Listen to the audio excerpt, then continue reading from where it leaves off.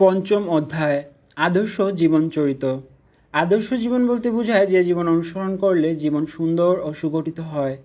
পৃথিবীতে এমন অনেক মহৎ ব্যক্তির আবির্ভাব ঘটেছে যাদের জীবনচরিত অন্যের জন্য আদর্শ।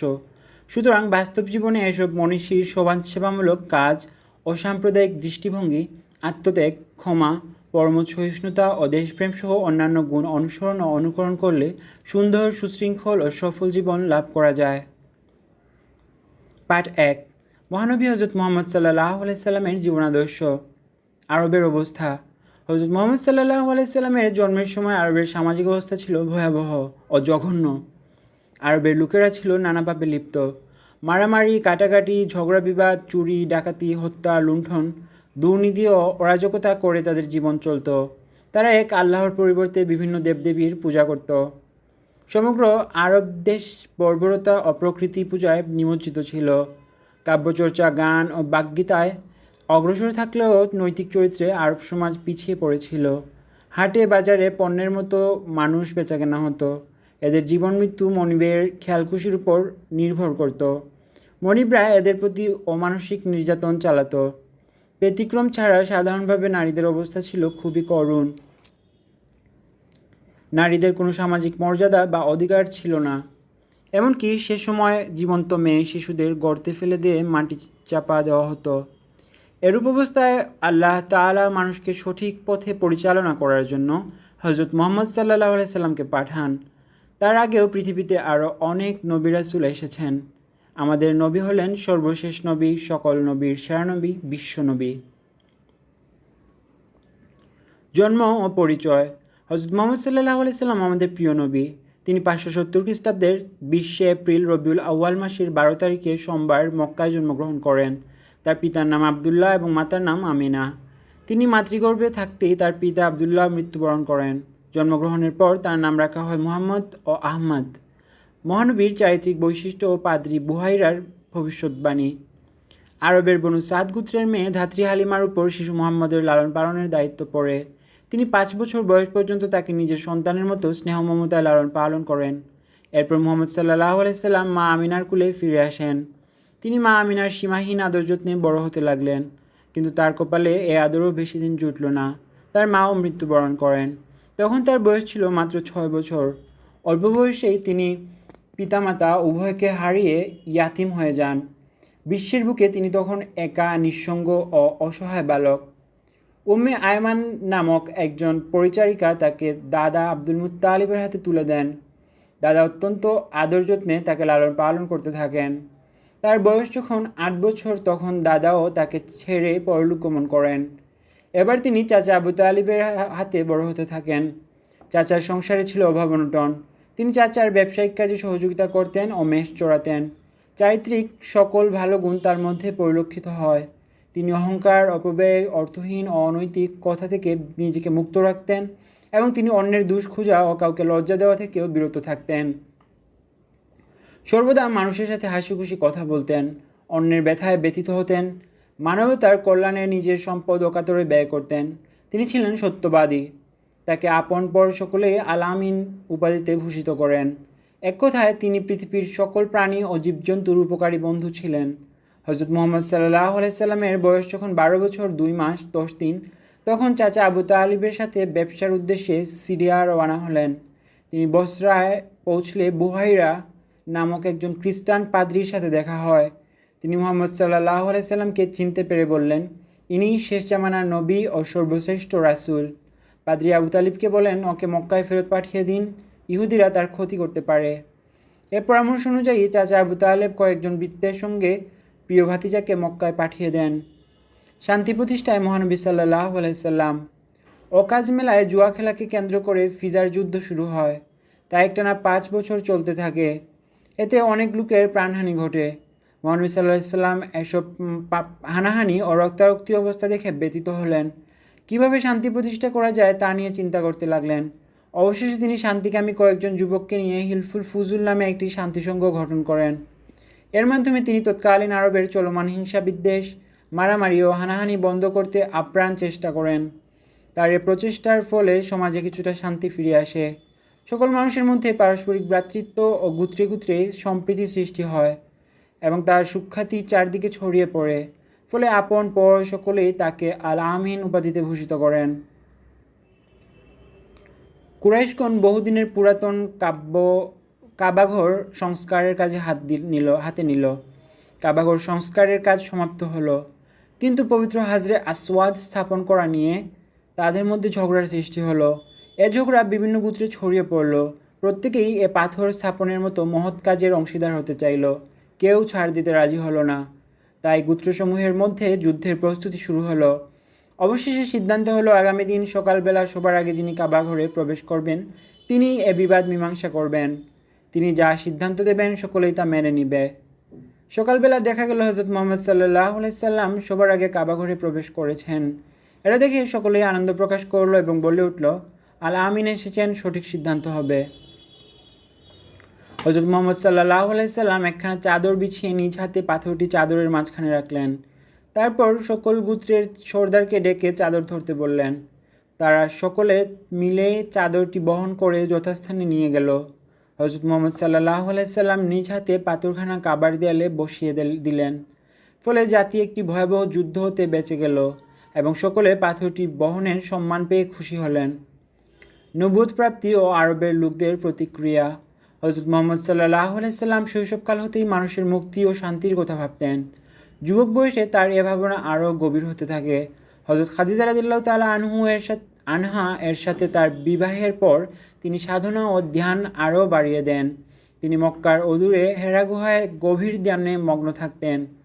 তিনি সর্বদা চিন্তা করতেন কিভাবে মানবজাতিকে মূর্তি পূজা, অগ্নিপূজা ও শিরক হতে মুক্ত করবেন ও এক আল্লাহর পথে নিয়ে আসবেন। এভাবে তিনি হেরা গুহায় প্রায় 15 বছর ধ্যানমগ্ন থাকেন। মাঝে মাঝে বাড়ি আসতেন, আবার হেরা গুহায় গিয়ে ধ্যানে মগ্ন হতেন। অবশ্যই 40 বছর বয়সে 610 খ্রিস্টাব্দে পবিত্র রমজান মাসের 27 তারিখ তিনি নবুয়ত লাভ করেন। নবুয়ত লাভের পর তিনি লোকদের এক আল্লাহর প্রতি দাওয়াত দেন। মক্কার কাফিররা তাতে বাধা দেয়, তাই তিনি গোপনে ইসলামের পথে দাওয়াতের কাজ চালিয়ে যান। আরবের প্রভাবশালী মহল সবসময় তার কাজের বিরোধিতা করতে থাকে। তারা হযরত মুহাম্মদ সাল্লাল্লাহু আলাইহি সাল্লাম ও তার অনুসারীদের নানাভাবে নির্যাতন করতে থাকে। হযরত মুহাম্মদ সাল্লাল্লাহু আলাইহি সাল্লাম অত্যন্ত ধৈর্য সহকারে তাদের অত্যাচার সহ্য করেন এবং নীরবে এক আল্লাহর আনুগত্য ও ইবাদতের প্রতি মানুষকে আহ্বান করতে থাকেন। হযরত মুহাম্মদ সাল্লাল্লাহু আলাইহি সাল্লাম আরব সমাজের কুসংস্কার দূর করে সমাজে শান্তি প্রতিষ্ঠা করেন। পার্ট 2, হযরত আবু বকর রাদিয়াল্লাহু তাআলা আনহু এর জীবনাদর্শ। হযরত আবু বকর রাদিয়াল্লাহু তাআলা আনহু ছিলেন ইসলামের প্রথম খলিফা। তিনি মক্কার প্রসিদ্ধ কুরাইশ বংশের তাইম গোত্রে 573 খ্রিস্টাব্দে জন্মগ্রহণ করেন। তার বাল্য নাম আবদুল্লাহ, উপাধি সিদ্দিক ও আতিক। পিতার নাম উসমান, ডাকনাম আবু কুহাফা এবং মাতার নাম সালমা, ডাকনাম উম্মুল খায়ের। তারা হযরত মুহাম্মদ সাল্লাল্লাহু আলাইহি সাল্লামের হাতে ইসলাম গ্রহণ করেন। হযরত আবু বকর রাদিয়াল্লাহু তাআলা আনহু ছিলেন বয়সের দিক থেকে হযরত মুহাম্মদ সাল্লাল্লাহু আলাইহি সাল্লামের চেয়ে 3 বছরের ছোট। মহানবী সাল্লাল্লাহু আলাইহি সাল্লামের প্রায় সমবয়সী হওয়ায় হযরত আবু বকর রাদিয়াল্লাহু তাআলা আনহু এর সাথে তার গভীর বন্ধুত্ব ছিল। তিনি উম্মুল মুমিনিন হযরত আয়েশা রাদিয়াল্লাহু তাআলা আনহা এর পিতা ও হযরত মুহাম্মদ সাল্লাল্লাহু আলাইহি সাল্লামের শ্বশুর। ইসলাম গ্রহণ। পুরুষদের মধ্যে সর্বপ্রথম ইসলাম গ্রহণ করেন হযরত আবু বকর রাদিয়াল্লাহু তাআলা আনহু। তিনি রাসূল সাল্লাল্লাহু আলাইহি সাল্লামকে খুব বিশ্বাস করতেন। একদা তিনি ব্যবসার উদ্দেশ্যে ইয়ামেন থেকে গমন করেন। মক্কায় ফিরে শুনলেন হযরত মুহাম্মদ সাল্লাল্লাহু আলাইহি সাল্লাম নবী দাবি করছেন এবং ইসলাম ধর্ম গ্রহণ করছেন, প্রচার করছেন। তিনি রাসূল সাল্লাল্লাহু আলাইহি সাল্লামের দরবারে হাজির হয়ে কালিমায়ে শাহাদাত পাঠ করে ইসলাম গ্রহণ করেন। চরিত্র ও গুণাবলী। হযরত আবু বকর রাদিয়াল্লাহু তাআলা ছিলেন স্বল্পভাষী, সাহসী, ধৈর্যশীল, বিচক্ষণ ও দূরদর্শী। হযরত মুহাম্মদ সাল্লাল্লাহু আলাইহি সাল্লামের প্রতি ছিল তার অটল বিশ্বাস। রাসূল সাল্লাল্লাহু আলাইহি সাল্লামের মেরাজের ঘটনাও অকপটে একমাত্র তিনিই বিশ্বাস করেন, আর তিনি সিদ্দিক উপাধিতে ভূষিত হন। সততা, ধর্মভীরুতা, অবদান্যতার ক্ষেত্রে তিনি ছিলেন অদ্বিতীয়। দুঃখী ও আর্তের সেবায় তিনি নিজেকে উৎসর্গ করেন। এজন্য তিনি আরব সমাজে অত্যন্ত প্রভাবশালী ও মর্যাদাবান ব্যক্তি হিসেবে পরিচিত ছিলেন। তিনি ছিলেন নম্র ও ভদ্র প্রকৃতির লোক। কোরআন পাঠের সময় তার 2 চোখ দিয়ে অশ্রু ঝরত। ইসলামের সেবায় হযরত আবু বকর সিদ্দিক রাদিয়াল্লাহু তাআলা আনহু এর দান অতুলনীয়। তিনি ইসলামের জন্য তার সর্বস্ব বিলিয়ে দিয়েছিলেন। মসজিদে নববী ও হযরত মুহাম্মদ সাল্লাল্লাহু আলাইহি সাল্লামের বাসগৃহ নির্মাণ এবং তাবুক অভিযানে তিনি অর্থ ব্যয় করেন। তিনি হজরত বেলাল রাদিয়াল্লাহু তাআলা আনহু সহ অসংখ্য ক্রীতদাসকে ক্রয় করে স্বাধীন ও মুক্ত করে দেন। ইসলাম প্রচার। ইসলাম গ্রহণের পর হজরত আবু বকর সিদ্দিক রাদিয়াল্লাহু তাআলা আনহু রাসূল সাল্লাল্লাহু আলাইহি সাল্লামের সঙ্গে ইসলাম প্রচারের কাজে নিয়োজিত হন। মক্কার আশেপাশের গোত্রে তিনি ইসলামের দাওয়াত দেন। হজের মৌসুমে বিভিন্ন তাঁবুতে গিয়েও তিনি ইসলামের প্রতি লোকদের আহ্বান করেন। তার ব্যক্তিগত প্রচেষ্টায় কুরাইশ বংশের বিশিষ্ট যুবক উসমান রাদিয়াল্লাহু তাআলা আনহু, জুবাইর রাদিয়াল্লাহু তাআলা আনহু, আব্দুর রহমান ইবনে আউফ রাদিয়াল্লাহু তাআলা আনহু, সাদ রাদিয়াল্লাহু তাআলা আনহু, তালহা রাদিয়াল্লাহু তাআলা আনহু এর মতো আরও অনেক সাহাবী ইসলাম গ্রহণ করেন। মদিনায় হিজরত। হজরত আবু বকর সিদ্দিক রাদিয়াল্লাহু তাআলা হজরত মুহাম্মদ সাল্লাল্লাহু আলাইহি সাল্লামের হিজরতের সাথী ছিলেন। রাসূল সাল্লাল্লাহু আলাইহি সাল্লাম হিজরতের আদেশপ্রাপ্ত হন এবং হজরত আবু বকর সিদ্দিক রাদিয়াল্লাহু তাআলাকে অবগত করেন। তিনি রাসূল সাল্লাল্লাহু আলাইহি সাল্লাম থেকে হিজরতের কথা শোনার পর রাত্রে আর ঘুমাতেন না, অপেক্ষায় থাকতেন কখন রাসূল সাল্লাল্লাহু আলাইহি সাল্লাম এসে তার সাথে হিজরত করার জন্য ডাক দেবেন। গভীর রাত্রে তিনি রাসূল সাল্লাল্লাহু আলাইহি সাল্লাম এর ডাকে সাড়া দেন এবং উভয়ে হিজরতের উদ্দেশ্যে বের হন। প্রতিমধ্যে তারা কাফির শত্রুদের হাত থেকে রক্ষা পেতে সাওর নামক পর্বতের গুহায় আশ্রয় নেন। সেখান থেকে মদিনায় হিজরত করেন। খলিফা নির্বাচন। হজরত মুহাম্মদ সাল্লাল্লাহু আলাইহি সাল্লামের ওফাতের পর হজরত উমর রাদিয়াল্লাহু তাআলা আনহু ও অন্য সাহাবীগণ হজরত আবু বকর রাদিয়াল্লাহু তাআলা আনহুকে খলিফা নির্বাচনের ব্যাপারে পরামর্শ করে তাকে 8 জুন 632 খ্রিস্টাব্দে মুসলিম জাহানের প্রথম খলিফা নির্বাচন করেন। রাসূলুল্লাহ সাল্লাল্লাহু আলাইহি সাল্লামের ওফাতের পর মুসলমানদের মধ্যে বিভিন্ন সমস্যার সৃষ্টি হয়। এই সময় কিছু লোক নবী হওয়ার মিথ্যা দাবি করে, আবার কেউ কেউ যাকাত দিতে অস্বীকৃতি জানায়, কেউ কেউ ইসলাম ত্যাগ করে। হযরত আবু বকর সিদ্দিক রাদিয়াল্লাহু তাআলা আনহু কঠোরভাবে সমস্ত বিশৃঙ্খলা দূর করেন ও শান্তি স্থাপন করেন। তার শাসনামলে 633 খ্রিস্টাব্দে ইয়ামামার যুদ্ধ শুরু হয়। এই যুদ্ধে অনেক হাফিজ ও কারি সাহাবী শহীদ হন। এরপর তিনি কুরআন সংরক্ষণ ও সংগ্রহ করার জন্য হযরত যায়েদ ইবনে সাবিত রাদিয়াল্লাহু তাআলা আনহুকে নির্দেশ দেন। হযরত যায়েদ ইবনে সাবিত রাদিয়াল্লাহু তাআলা আনহু আদেশপ্রাপ্ত হয়ে বিভিন্ন সাহাবী থেকে গাছের বাকলে, পশুর হাড় ও চামড়ায় এবং মসৃণ পাথরে লিখিত কুরআনের আয়াতসমূহ সংগ্রহ করেন। ওফাত। হযরত আবু বকর সিদ্দিক রাদিয়াল্লাহু তাআলা আনহু 23 আগস্ট 634 খ্রিস্টাব্দে ইন্তেকাল করেন। তাকে হযরত আয়েশা রাদিয়াল্লাহু তাআলা আনহা এর কামরায় হযরত মুহাম্মদ সাল্লাল্লাহু আলাইহি সাল্লামের পাশে মদিনায় সমাহিত করা হয়। রাসূল সাল্লাল্লাহু আলাইহি সাল্লামের ওফাতের পর হযরত আবু বকর রাদিয়াল্লাহু তাআলা আনহু ইসলাম রক্ষায় অসাধারণ ভূমিকা পালন করেন। তার আদর্শ সকল মানুষের জন্য অনুসরণীয় ও অনুকরণীয়। পার্ট 3। হযরত উমর ফারুক রাদিয়াল্লাহু তাআলা এর জীবনাদর্শ। হযরত উমর ফারুক রাদিয়াল্লাহু তাআলা ছিলেন মুসলিম জাহানের দ্বিতীয় খলিফা। তিনি 583 খ্রিস্টাব্দে কুরাইশ বংশের আদিগোত্রে জন্মগ্রহণ করেন। তার ডাকনাম আবু হাফস, পিতার নাম খাত্তাব, মাতার নাম হান্তামা। ইসলাম গ্রহণের পর তিনি ফারুক উপাধিতে ভূষিত হন। বাল্যকালে তিনি উট চড়াতেন। যৌবনের শুরুতে যুদ্ধবিদ্যা, কুস্তি, বক্তৃতা ও বংশতালিকা সম্পর্কে পারদর্শী ছিলেন। হযরত মুহাম্মদ সাল্লাল্লাহু আলাইহি সাল্লামের নবুয়ত প্রাপ্তির সময় কুরাইশ বংশের 17 জন ব্যক্তি লেখাপড়া জানতেন। তিনি তাদের মধ্যে ছিলেন অন্যতম। ইসলাম গ্রহণ। হযরত উমর ফারুক রাদিয়াল্লাহু তাআলা ইসলাম গ্রহণের আগে আবু জাহেলের নেতৃত্বে ইসলামের বিরুদ্ধে অবস্থান নেন। তিনি মুসলমানদের উপর অত্যাচার ও নিপীড়ন চালাতেন। এমনকি তার চাকরানিও ইসলাম গ্রহণ করলে তিনি তার উপর নির্যাতন করা থেকে বিরত থাকেননি। তিনি একবার উন্মুক্ত তলোয়ার হাতে মুহাম্মদ সাল্লাল্লাহু আলাইহি সাল্লামকে হত্যার উদ্দেশ্যে বের হন। পথে নঈম ইবনু আবদুল্লাহর সাথে তার সাক্ষাৎ ঘটে। নঈম বলল, কোথায় যাচ্ছ উমর? উত্তরে রাগত স্বরে বললেন, মুহাম্মদকে হত্যা করতে যাচ্ছি। একথা শুনে নঈম বলল, আগে তোমার ঘর সামলাও। তোমার বোন ফাতেমা ও ভগ্নিপতি সাঈদ ইসলাম গ্রহণ করেছে। তিনি অগ্নিশর্মা হয়ে বোনের বাড়ি গেলেন। তার বোন ও ভগ্নিপতি তখন পবিত্র কোরআনের সূরা তাহা পাঠ করছিলেন। এমত অবস্থায় উমর রাদিয়াল্লাহু তাআলা এর উপস্থিতি তাদের মধ্যে ভীতির সঞ্চার করলেও তারা ঈমানী চেতনা থেকে সরে যাননি। হযরত উমর রাদিয়াল্লাহু তাআলা আনহু এর জিজ্ঞাসাবাদে তারা বোনের শরীর থেকে রক্ত ঝরা দেখে তার মনে দয়ার উদ্রেক হয়। হযরত উমর রাদিয়াল্লাহু তাআলা এর জিজ্ঞাসাবাদে তারা কুরআন পাঠের কথাও জানান। এতে তিনি ক্ষিপ্ত হয়ে তাদের উপর আঘাত করতে থাকেন। তখন তার বোনের শরীর থেকে রক্ত ঝরা দেখে তার মনে দয়ার উদ্রেক হয়। হযরত উমর রাদিয়াল্লাহু তাআলা তাদের বললেন, তোমরা কি পাঠ করছিলে তা আমাকে দেখাও। উত্তরে তার বোন বলল, কোরআন পাঠ করছিলাম, এটা পবিত্র গ্রন্থ, অপবিত্র অবস্থায় স্পর্শ করা যায় না। পরে তিনি পবিত্র হয়ে এলে তাকে কোরআন মজিদ পড়তে দেওয়া হয়। তখন তার মনে চিন্তার পরিবর্তন হয়। তিনি তখন ইসলাম গ্রহণের উদ্দেশ্যে রাসূলুল্লাহ সাল্লাল্লাহু আলাইহি সাল্লামের নিকট যাওয়ার আগ্রহ প্রকাশ করেন। সেই সময় রাসূল সাল্লাল্লাহু আলাইহি সাল্লাম সাফা পাহাড়ের পাদদেশে হযরত আরকাম রাদিয়াল্লাহু তাআলা আনহু এর বাড়িতে অবস্থান করছিলেন। কুশমুক্ত তরবারি সহ হযরত উমর রাদিয়াল্লাহু তাআলা এর উপস্থিতি সাহাবীদের মধ্যে আতঙ্ক সৃষ্টি করে। হযরত উমর রাদিয়াল্লাহু তাআলা আনহু রাসূলুল্লাহ সাল্লাল্লাহু আলাইহি সাল্লামের কাছে কম্পিত কণ্ঠে বললেন, হে আল্লাহর নবী, আমাকে ইসলামে দীক্ষিত করুন। যে তরবারি নিয়ে আপনার শিরচ্ছেদের উদ্দেশ্যে বের হয়েছিলাম, আজ হতে সে তরবারি উমরের হাতে ইসলামের শত্রু নিধনে ব্যবহৃত হবে। হযরত উমর রাদিয়াল্লাহু তাআলা আনহু হযরত মুহাম্মদ সাল্লাল্লাহু আলাইহি সাল্লামের হাতে তখন ইসলাম গ্রহণ করেন। মূলত তার ইসলাম গ্রহণ ছিল হযরত মুহাম্মদ সাল্লাল্লাহু আলাইহি সাল্লামের দোয়ার ফল। রাসূলুল্লাহ সাল্লাল্লাহু আলাইহি সাল্লাম তার জন্য এভাবে দোয়া করেন, হে আল্লাহ, উমর ইবনু হিশাম অথবা উমর ইবনুল খাত্তাব এ দুইজনের একজনকে ইসলামে প্রবেশ করার তৌফিক দিয়ে ইসলামকে শক্তিশালী করুন।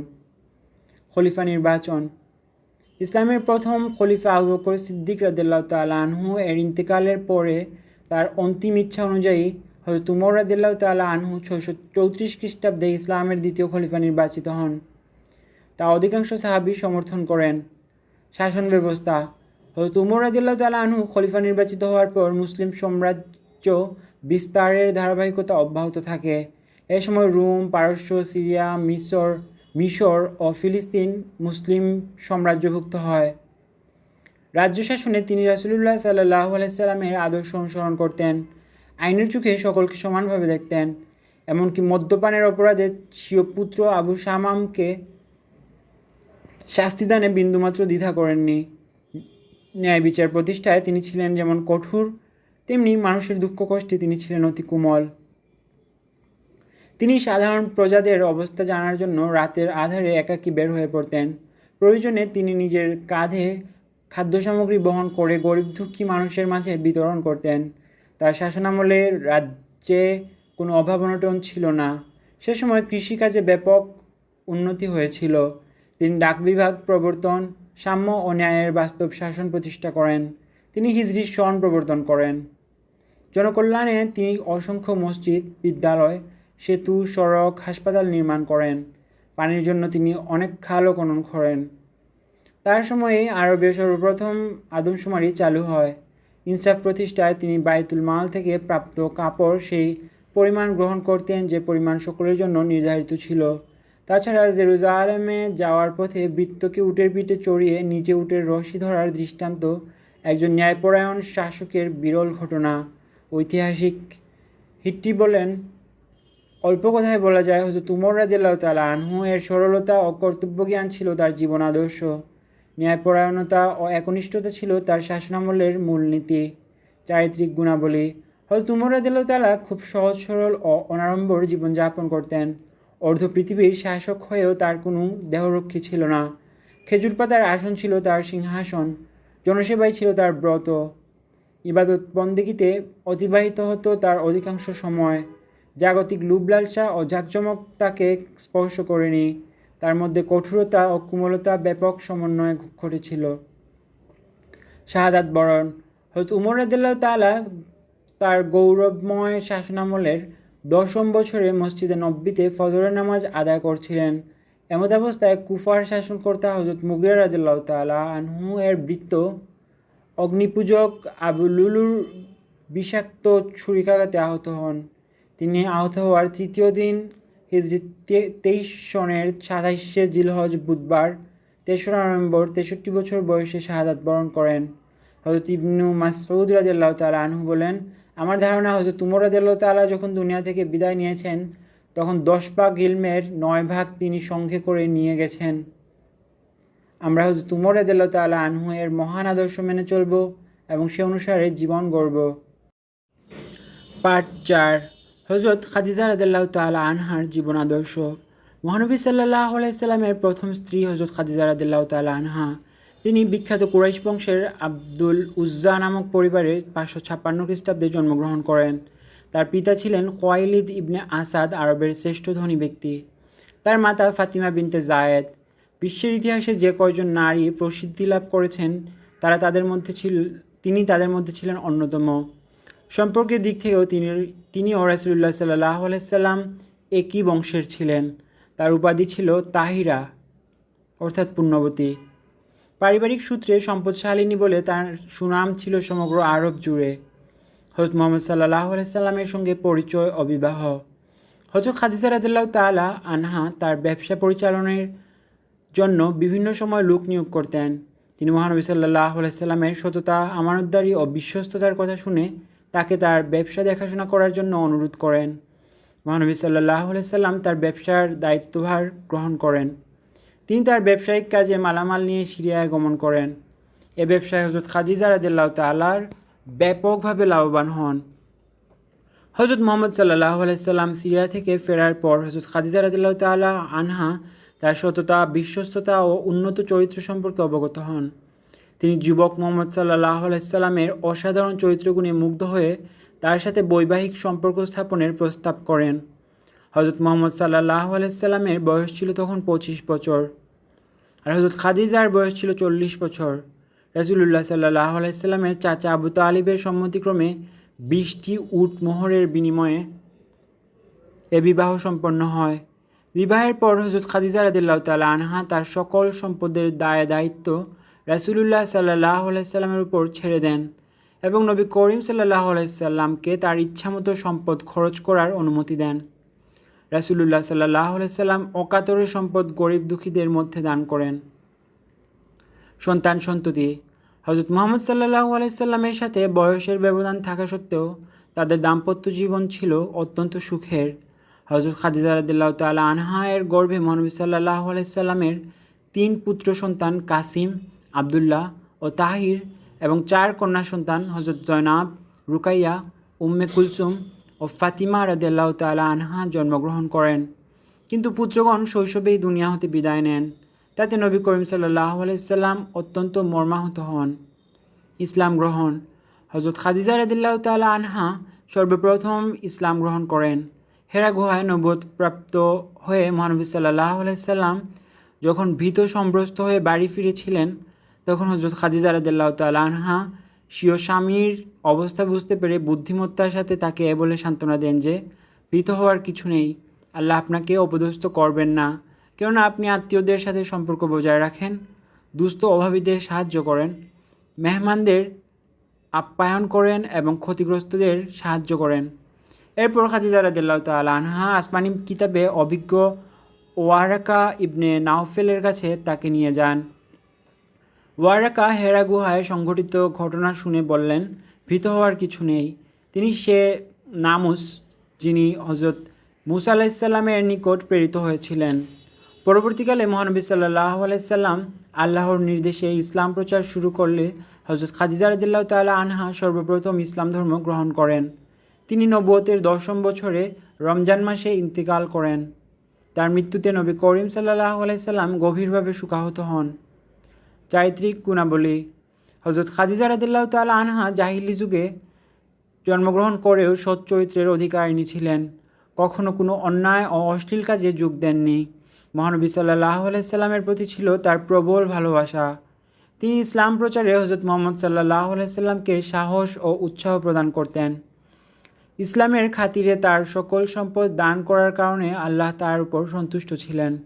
হযরত খাদিজা রাদিয়াল্লাহু তাআলা আনহা এর স্বামী ভক্তি ছিল অতুলনীয়। যখন রাসূল সাল্লাল্লাহু আলাইহি সাল্লাম বাইরে যেতেন, তিনি ফিরে না আসা পর্যন্ত বেকুল হয়ে অপেক্ষা করতেন। আবার তিনি সাল্লাল্লাহু আলাইহি সাল্লাম কখনো বিমর্ষ অবস্থায় বাড়ি ফিরলে হযরত খাদিজা রাদিয়াল্লাহু তাআলা আনহা তাকে সহানুভূতির সাথে সান্ত্বনা দিতেন ও সাহস যোগাতেন। শ্রেষ্ঠত্ব। মহানবী সাল্লাল্লাহু আলাইহি সাল্লাম বলেছেন, হযরত খাদিজা রাদিয়াল্লাহু তাআলা আনহা বিশ্বের শ্রেষ্ঠ নারী। একদা হযরত জিবরাইল আলাইহিস সালাম হযরত খাদিজা রাদিয়াল্লাহু তাআলা আনহা সম্পর্কে রাসূল সাল্লাল্লাহু আলাইহি সাল্লামকে বললেন, তার প্রভু এবং আমার পক্ষ থেকে তাকে শুভেচ্ছা জানাবেন এবং তাকে জান্নাতের সুসংবাদ দেবেন। আরও বর্ণিত আছে যে একদা হজরত আয়েশা রাদিয়াল্লাহু তাআলা আনহা এর এক অভিমানের জবাবে রাসূল সাল্লাল্লাহু আলাইহি সাল্লাম বলেন, না, আল্লাহ খাদিজার চেয়ে কোনো মহৎ নারী আমাকে দেননি। তিনি এমন সময় আমাকে বিশ্বাস করেছিলেন যখন সবাই আমাকে মিথ্যাবাদী বলে আখ্যা দিয়েছেন।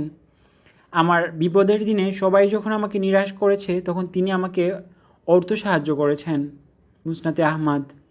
অন্য এক হাদিসে নবী করিম সাল্লাল্লাহু আলাইহি সাল্লাম বলেছেন, বিশ্বের সকল নারীর উপর 4 জনের সম্মান রয়েছে: হজরত মারিয়াম আলাইহিসসালাম, হজরত খাদিজা রাদিয়াল্লাহু তাআলা আনহা, হজরত ফাতিমা রাদিয়াল্লাহু তাআলা আনহা ও হজরত আসিয়া আলাইহিসসালাম। বর্তমান বিশ্বের নারীগণ যদি হজরত খাদিজা রাদিয়াল্লাহু তাআলা আনহা এর আদর্শ অনুসরণ করে তাহলে তাদের পারিবারিক ও সামাজিক জীবন অনেক সুন্দর হবে। পার্ট 5, হজরত ইমাম আবু হানিফা রহিমাহুল্লাহ এর জীবন আদর্শ। হানাফি মাযহাবের প্রতিষ্ঠাতা ইমাম আবু হানিফা রহিমাহুল্লাহ 80 হিজরি 700 খ্রিস্টাব্দে ইরাকের কুফা নগরীতে জন্মগ্রহণ করেন। তার আসল নাম নুমান, পিতার নাম সাবিত, কিন্তু তিনি আবু হানিফা নামে খ্যাত। শৈশবকাল। জন্মগতভাবেই ইমাম আবু হানিফা রহিমাহুল্লাহ অসাধারণ মেধার অধিকারী ছিলেন। তিনি অল্প বয়সেই পবিত্র কুরআনের হাফিজ হন। তিনি কুরআন, হাদিস ও ফিকহ শাস্ত্রে গভীর জ্ঞান অর্জন করেন। তিনি তৎকালীন মুহাদ্দিস ও ফকিহ হাম্মাদ রহিমাহুল্লাহ এর কাছে জ্ঞান লাভ করেন। তিনি কাপড়ের ব্যবসা করে জীবন নির্বাহ করতেন। অবদান। ইমাম আবু হানিফা ছিলেন বিশ্বের সর্বশ্রেষ্ঠ ফিকহ শাস্ত্রবিদ। মানুষ যাতে সহজ ও সঠিকভাবে শরীয়তের বিষয়গুলো পালন করতে পারে সেজন্য তিনি শ্রেষ্ঠ ফিকহবিদদের সমন্বয়ে একটি ফিকহ সম্পাদনা পরিষদ গঠন করেন। তার সম্পাদিত প্রায় ৮৩,০০০ মাসালা সংবলিত কুতুবে হানাফিয়া রচিত হয়। ইমাম আবু হানিফা কুরআন, হাদিস, ইজমা ও কিয়াসের সমন্বয়ে যুক্তিভিত্তিক ও সহজ সরল ফিকহ প্রণয়ন করেন। এ কারণে তার ফিকহ মুসলমানদের নিকট অতি প্রিয়। বিশ্বের মুসলমানদের মধ্যে তার মাযহাবের অনুসারী বেশি। ইমাম আবু ইউসুফ রহিমাহুল্লাহ, ইমাম মুহাম্মদ রহিমাহুল্লাহ, ইমাম জুফার রহিমাহুল্লাহ ও প্রখ্যাত মুহাদ্দিস ইমাম ইবনু মুবারক রহিমাহুল্লাহ প্রমুখ তার শিষ্য ছিলেন। ইমাম শাফিঈ রহিমাহুল্লাহ তার সম্পর্কে বলেন, মানুষ ফিকহ শাস্ত্রে ইমাম আবু হানিফা রহিমাহুল্লাহ এর মুখাপেক্ষী। ব্যক্তি হিসেবে ইমাম আবু হানিফা ছিলেন উঁচুমানের ইবাদতকারী ও মুত্তাকি। কথায় ও কাজে তার অপূর্ব মিল ছিল। তার জীবনে কোনো লোভ লালসা ছিল না। তিনি অত্যন্ত সহজ সরল ও অনাড়ম্বর জীবনযাপন করতেন। আব্বাসী খলিফা আল মনসুর তাকে প্রধান বিচারপতির পদ গ্রহণের প্রস্তাব করেন। তিনি অত্যন্ত দৃঢ়তার সাথে তা প্রত্যাখ্যান করেন। এ কারণে তাকে দৈহিক নির্যাতন ও কারাবরণ করতে হয়। তিনি 150 হিজরি 767 খ্রিস্টাব্দে খলিফা আল মানসুর কর্তৃক প্রয়োগকৃত বিষক্রিয়ার ফলে কারাগারেই শাহাদাত বরণ করেন।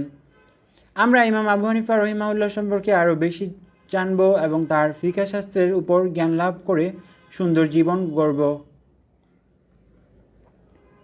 পার্ট 6, হযরত আব্দুল কাদির জিলানী রহিমাহুল্লাহর জীবনাদর্শ। হযরত আব্দুল কাদির জিলানী রহিমাহুল্লাহ 470 হিজরি মোতাবেক 1077 খ্রিস্টাব্দে ইরানের জিলান শহরে জন্মগ্রহণ করেন। জন্মস্থানের নামানুসারে তাকে জিলানি বলা হয়। তার উপনাম আবু সালেহ, উপাধি মুহিউদ্দিন, কুতুবে রাব্বানী ইত্যাদি। তার পিতার নাম আবু সালেহ মুসা।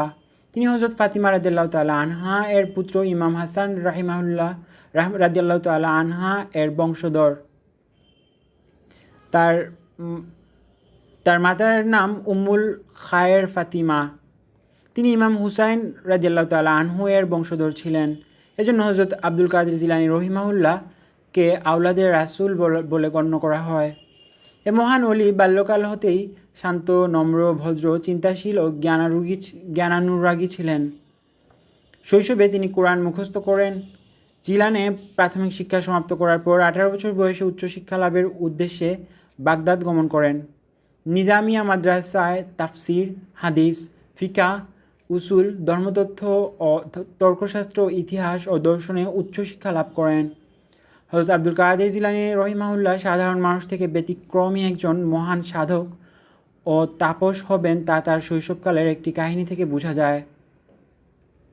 বর্ণিত রয়েছে যে দুগ্ধপুষ্য অবস্থায় তিনি রমজান মাসে দিনের বেলায় মাতৃদুগ্ধ পান থেকে বিরত থাকতেন। তার মা তাকে দুধ পান করাতে গেলে তিনি মুখ ফিরিয়ে নিতেন। হযরত আব্দুল কাদের জিলানী রহিমাহুল্লাহ শরীয়তের জ্ঞানার্জনের পর মারেফাতের অর্থাৎ আধ্যাত্মিক জ্ঞান লাভের জন্য বাগদাদের সুফি দরবেশদের দরবারে যাতায়াত শুরু করেন। তার সাথে সাধক হযরত হাম্মাদান রাদিয়াল্লাহু তাআলা আনহু এর পরিচয় ঘটে। তিনি তার সাহচর্যেই সুফি তত্ত্বে জ্ঞান লাভ করেন। হযরত আব্দুল কাদের জিলানী রহিমাহুল্লাহ আধ্যাত্মিক সাধনার জন্য 25 বছর লোকচক্ষুর অন্তরালে চলে যান। 521 হিজরির শেষ ভাগে পুনরায় লোকালয়ে ফিরে আসেন এবং দিন প্রচার শুরু করেন। হযরত আব্দুল কাদের জিলানী রহিমাহুল্লাহ এর নিকট শিক্ষালাভের জন্য অসংখ্য আলেম সমবেত হতেন। তিনি বুধবার স্থানীয় ঈদগাহে সকালবেলায় বক্তৃতা করতেন, কিন্তু শ্রোতার সংখ্যা বেড়ে যাওয়ায় ঈদগাহটির আয়তন বৃদ্ধি করা হয় এবং সেখানে একটি মুসাফিরখানাও স্থাপন করা হয়। জীবনের শেষ দিকে দিনের বেলায় খুতবা ও ফতোয়া প্রদানে ব্যস্ত থাকতেন। নিষিদ্ধ 5 দিন ব্যতীত সারা বছর রোজা রাখতেন। তিনি ছিলেন অভাবীদের প্রতি সহানুভূতিশীল। তার ছাত্রজীবনে বাগদাদে অনটন দেখা দেয়। তিনি তার নিকট থাকা স্বর্ণমুদ্রা থেকে অভাবীদেরকে দান করতেন এবং নিজে খেয়ে না খেয়ে জীবন অতিবাহিত করতেন।